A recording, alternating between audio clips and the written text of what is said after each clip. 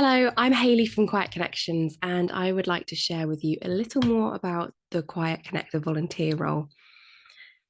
Now, before we begin, I want you to really hear that it's okay if you don't feel confident or comfortable in all aspects of the role. We know that volunteering will likely be a comfort zone stretch for you, and we want to offer you a safe and supportive space to grow. Also, keep in mind that you will be part of a team and you will all have strengths in different areas.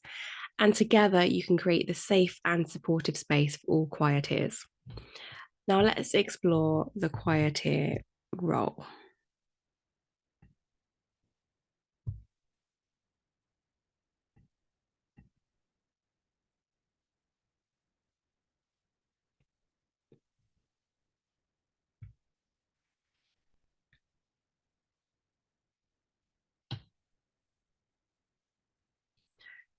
Okay, so as a quiet connector, you will have a very important role to play at our meetups because every interaction that you have with a quieteer grows their sense of connection and belonging. I know that your friendliness, attentiveness, support, and reassurance will help to create a positive experience for that person while nurturing a connected community where we can all flourish, and that includes you. So, as a quiet connector, you will always hold the intention of helping people to feel connected and at ease in your own gentle way. You will shine in this role by using your own quiet strengths, the strengths and the qualities that you have because of your own introversion, sensitivity, and quietude.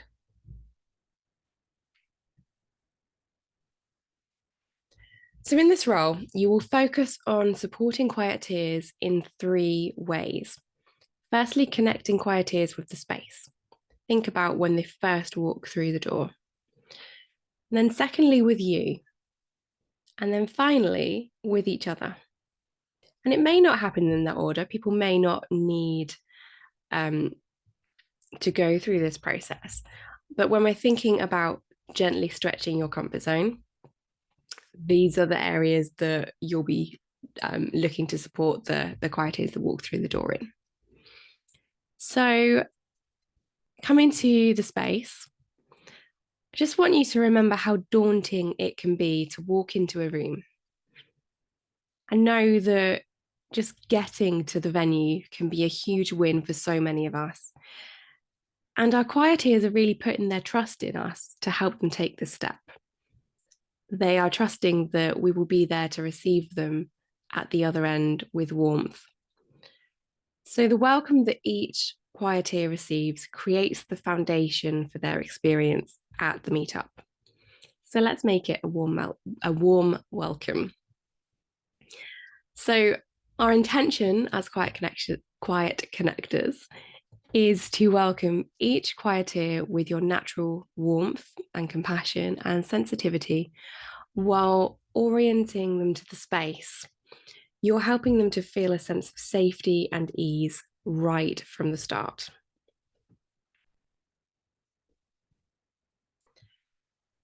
And on the next slide, we will look at some specific behaviors that can really help with this. So the next stage is about connecting with you. And at this point, I want you to just think about what it's like to feel alone and disconnected when you're with other people. Just have a sense of what that quieter might feel like in this space.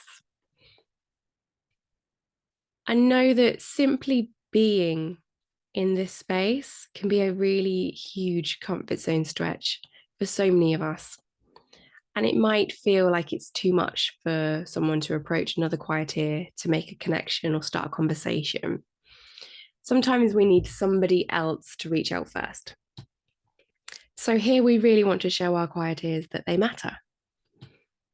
As a quiet connector, at this point, you'll be placing your intention on creating small moments of quality connections between yourself and another quieteer so that they feel an increasing sense of acceptance and calm within us, using your strengths of curiosity and kindness and courage to initiate that connection. And then moving on to connecting our quieter with others. Have a sense of what it's like to want to connect with others, but struggle to join in. When we feel like an outsider, we become more sensitive to possible rejection and coolness from others. And our self protection mode can completely override our desire to connect with others and the behaviors that go with that. So we need to know at this point that we're not so different from everyone else in the room. Our quieties need to feel safe and need to be shown that they belong. So, as a quiet connector, your intention here is to create opportunities for meaningful one-to-one connections between quieteers based on your insights and intuitions of your group, so that they feel an increasing sense of comfort and belonging within the community. And you might find it helpful to have some specific examples of behaviors that can fulfill these intentions. So we will start to dive into these on the next few slides. Gently connecting with the space. And remember, the intention here is to send the message to a quieter that walks through the door that you're welcome. Now, behaviors might include acknowledging somebody's presence with a smile as they enter the room. It might be that you walk up to them and you introduce yourself, you say hello, you ask them their name, find out if they've been there before, and just generally give them a nice, warm welcome. It might be showing them the space if they're new to the meetup or if there have been any changes recently. And that might include showing them where the toilets are, showing them where you keep activities or tea, letting them know if they can go and make teas and coffees themselves. It might be offering to make them a drink. It might be bringing them into the group, perhaps letting them know everyone's names. Sometimes that's a bit tricky to remember for you. But it might just be introducing them to one or two quieteers and almost like buddying them up with somebody. And it could be inviting them to sit with you and chat with you one-on-one for a little while. Or again, introducing them to someone else that you already have a connection with and you think they'll probably get on with.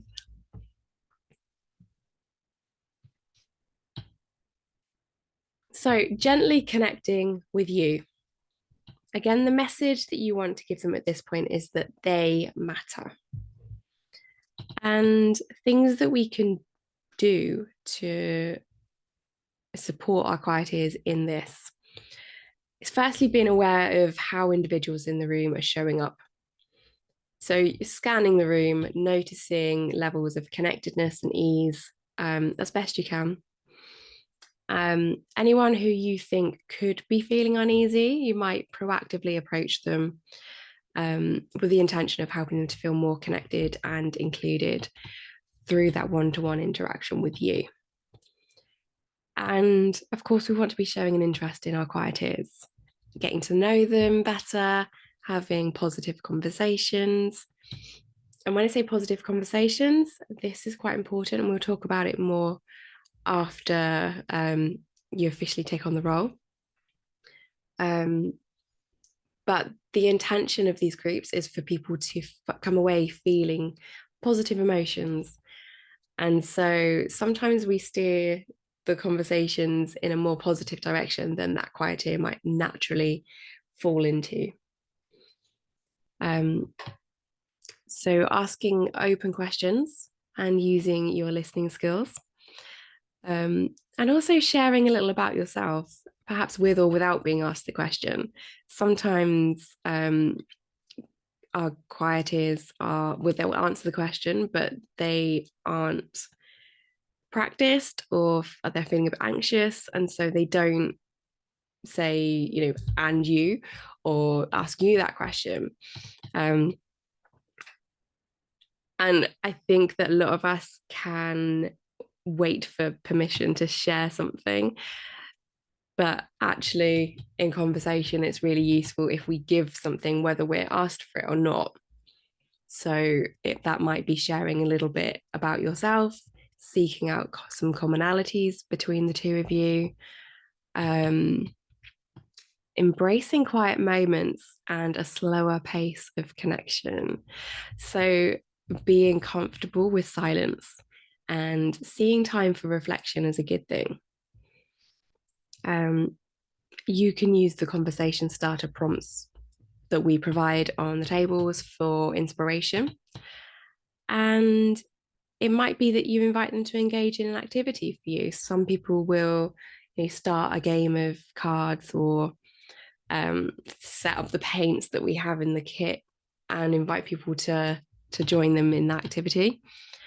Or it could simply just be just being quietly sharing time and space with a quieteer um, while you're coloring or painting or even reading or just spending time together and letting that be okay. And gently connecting our quieteer with other quieteers. And we really want them to get the message that they belong here. So, behaviors can include introducing your quieteer one to one. And if you know that they have something in common, then tell them about this. Use the space that you have available to you. So, I want you to really trust your instincts here. If you're feeling uncomfortable about the setup of the room, then other people will be too. So I want you to feel like you have permission to move to a different space in the room, perhaps even sharing the reason that you're moving.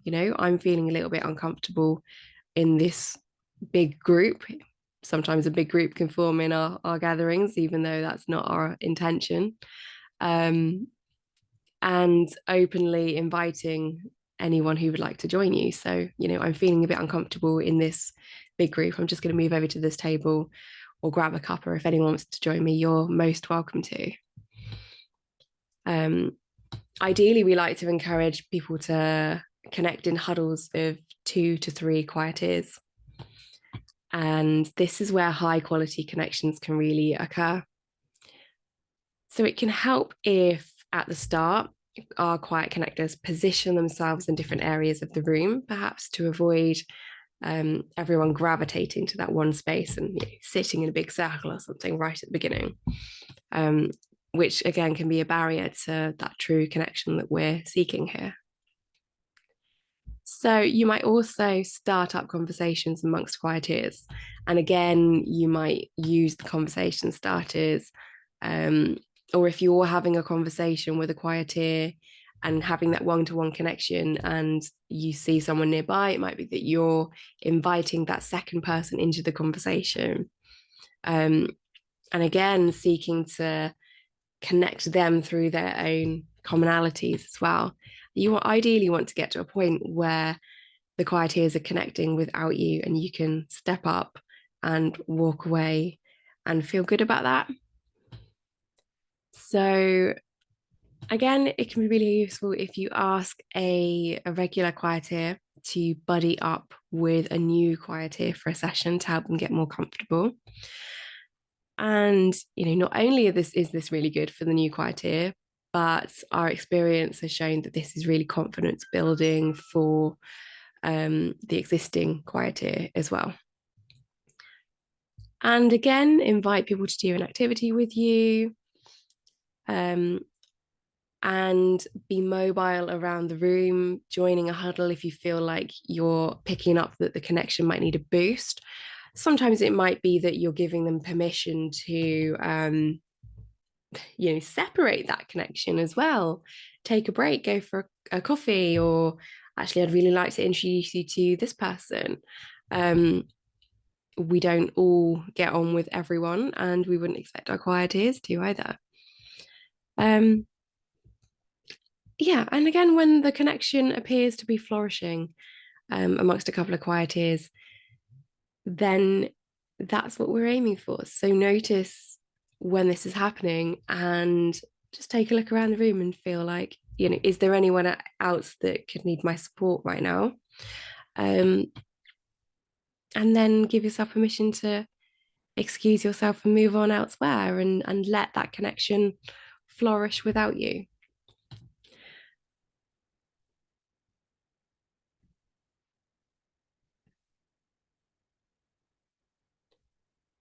And of course, there are a few more practical ways that you can support in this role as well. So that might be opening the venue. It might be setting up activities and closing up at the end. It might be some promotion, online or offline, promoting our meetups. It could be sharing in a Facebook group or asking someone to, host some flyers for us. Um, Sometimes we might ask you to get some feedback from quieters at your group. And then one thing that's really important is every month I'm going to be hosting a quiet connector exploration where it's a chance for us all to come together and explore challenges, opportunities, ask questions, learn from each other. And it's really important that we have a good number of people at these. We will ask you to attend one every 3 months. And initially, I would hope that you could attend a few more, a little bit more regularly. And I'll be trying to put them on at different times so that it does suit you. And that's it for now. So if you have any more questions, feel free to drop me a message. I'm going to make my calendar available for you so you can book a call with me at any time at all. Um, yeah, and I look forward to having a chat with you soon. Take care.